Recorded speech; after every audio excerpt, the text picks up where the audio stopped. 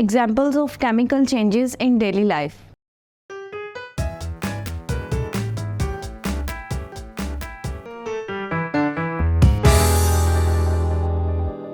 Assalamu alaikum students, I welcome you all on the platform of digital academics provided by Moonlight International Publishers. In this video, we will cover what are the different chemical changes in our daily life. Daily life के अंदर कौन कौन से examples आप observe कर सकते हैं. Chemical change basically is a process by which new substance, one or more new substances are evolved. These new substances have different physical and chemical properties, different chemical formulas and different chemical reactions from the previous one. जो previous substance था, जो original substance था, जब कोई chemical change उसके अंदर आता है तो उससे बिल्कुल different substance की properties वो exist करेगा. Previous properties physical और chemical दोनों remove हो जाएंगी, disappear हो जाएंगी और new properties exist करेंगी. इसी तरह से अगर आप डेली लाइफ के अंदर एग्जांपल्स को ऑब्जर्व करें तो सबसे पहले एग्जांपल आती है कंबस्टन की. वुड की कंबस्टन या कोल की कंबस्टन आप घरों में डेली लाइफ होल्ड में आप देखते हैं. इसके लिए अगर इम्पोर्टेंट इंग्रेडिएंट्स कौन कौन से चाहिए होते हैं तो फर्स्ट वुड, फायर और ऑक्सीजन. एयर, हवा के अंदर ऑक्सीजन का होना ज़रूरी है.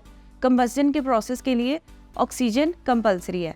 वुड, एयर और फायर के रिएक्शन से बर्निंग प्रोसेस होगा. इस प्रोसेस को कहते हैं कंबस्टन और उसके रिजल्ट में कार्बन डाइऑक्साइड, उसके साथ लाइट और उसके साथ हीट इवॉल्व होगी. इस प्रोसेस को वुड कंबस्टन कहा जाता है.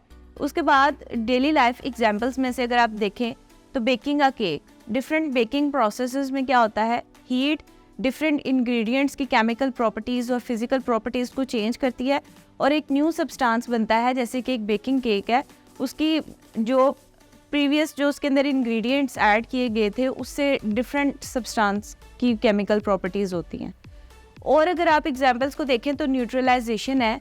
जब एक एसिड और एक बेस को मिक्स किया जाता है, उनका आपस में रिएक्शन होता है तो केमिकल चेंज एग्जिस्ट करता है और इस प्रोसेस को कहा जाता है न्यूट्रलाइजेशन. इसके बाद अगर एग्जांपल देखें तो फोटोसिंथेसिस है. Photosynthesis is the formation of food. Plants में फोटोसिंथेसिस होती है तो ये भी एक एग्जाम्पल है केमिकल चेंज की. इससे केमिकल चेंज आता है जिससे डिफरेंट ग्लूकोज के मॉलिक्यूल्स और ऑक्सीजन ऑब्टेन होती है. अगर इसकी एक और एग्जाम्पल को देखें दैट इज़ डाइजेशन. डाइजेशन का प्रोसेस है जिसमें फूड से एटीपी के मॉलिक्यूल्स को डेवलप कराया जाता है. इसी तरह आप अपने सराउंडिंग में डिफरेंट एग्जाम्पल्स को देखें, रेस्पिरेशन को देखें तो वो केमिकल चेंज को आइडेंटिफाई करती हैं. इस लेक्चर के अंदर हमने देखी डिफरेंट एग्जांपल्स जिसमें हीट कंबस्टन आती है, वुड की कंबस्टन.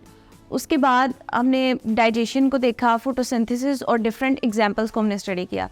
नेक्स्ट टॉपिक के अंदर हम देखेंगे कि ऑक्सीजन क्यों इम्पॉर्टेंट है इन सब रिएक्शंस के लिए. ऑक्सीजन की importance in different chemical reactions को नेक्स्ट टॉपिक के अंदर हम स्टडी करेंगे. अल्लाह हाफिज़.